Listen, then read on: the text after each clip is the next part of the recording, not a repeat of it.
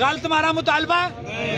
کیا ہم اس مطالبے پہ سٹینڈ کر سکتے ہیں؟ آج کھڑا کریں انشاءاللہ۔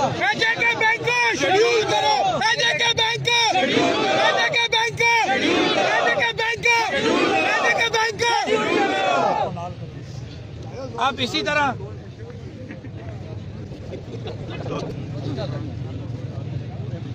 دوسری بات، یہ وہ چارٹر آف ڈیمانڈ ہے جس کی میں نے آپ کو چیزیں ساری بتا دی ہیں۔ اب آپ سے جو بات جو آج کی یہ کال دینے کا مقصد تھا، جو سہولت آپ نے اپنے بازوؤں پہ لی، میری مراد سستا آٹا، سستی بجلی، یہ آپ کو ویسے نہیں ملا، اس کے پیچھے 3 شاطیں آپ نے دی ہیں، ان کے صلے میں یہ سہولت آپ کو ملی ہے۔ اگر یہ حکمران آپ کے خیر خواہ ہوتے، اس ریاست کے خیر خواہ ہوتے، اس غریب عوام کے خیر خواہ ہوتے، تو یہ کب کی سہولت آپ کو دے دیتے؟ یہ سہولت انہوں نے اتنی آسانی سے آپ کو نہیں دی۔ یہ سہولت آپ لوگ جب باہر نکلے، آپ نے لانگ مارچ کیا، تو مجبوراً ان کو یہ سہولت آپ کو دینا پڑی۔ اب اصل بات کیا ہے؟ یہ کالا قانون کیوں لایا گیا؟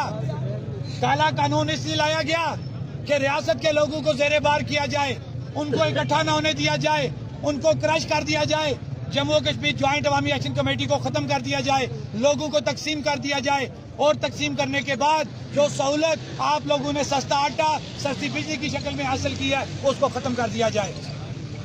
یہ کہتے کیا ہیں کہ ہمارے پاس فنڈز کی کمی ہے۔ آپ ان کا دورہ معیار دیکھیں۔ میں 2 مثالیں دوں گا کہ اشرافیہ کی مراد کا بھی تو نوٹیفیکیشن جاری ہوا تھا نا، کدھر ہے اس پہ کام؟ اس لیے کہ اس میں یہ خود متاثر ہوتے ہیں، جس میں یہ متاثر ہوتے ہیں اس پہ یہ بات نہیں کرتے، اور جب غریب کی آسانی کی سبسڈی کی بات آتی ہے تو یہ کہتے ہیں کہ بجٹ ہمارے پاس نہیں ہے۔ تمہاری عیاشیوں کے لیے تو بجٹ موجود ہے، تو غریب کو آٹے اور بجلی کی سبسڈی دیتے تمہیں موت آتی ہے؟ یہ شرم کا مقام ہے۔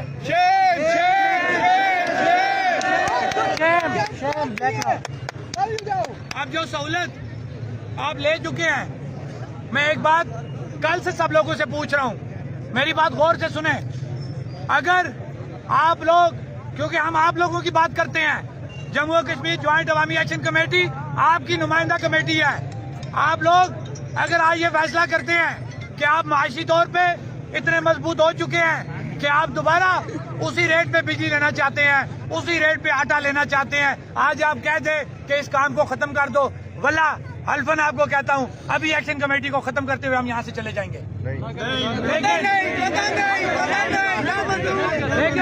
لیکن اگر آپ یہ بات سمجھتے ہیں کہ آپ لوگ معاشی طور پہ اتنے کمزور ہیں کہ آپ یہ مہنگی بجلی، مہنگا آٹا لیتے ہوئے اپنے بچوں کی فیسیں، اپنے گھر کا راشن، اپنے مکانوں کے کرائے، آپ گاڑیوں کے کرائے نہیں دے سکتے، یہ سستی بجلی، سستا آٹا آپ کی بنیادی ضرورت ہے، تو پھر ہاتھ کھڑا کر کے یہ اعلان کریں کہ آپ جموں کشمیر جوائنٹ عوامی ایکشن کمیٹی کے ساتھ سٹینڈ کریں گے۔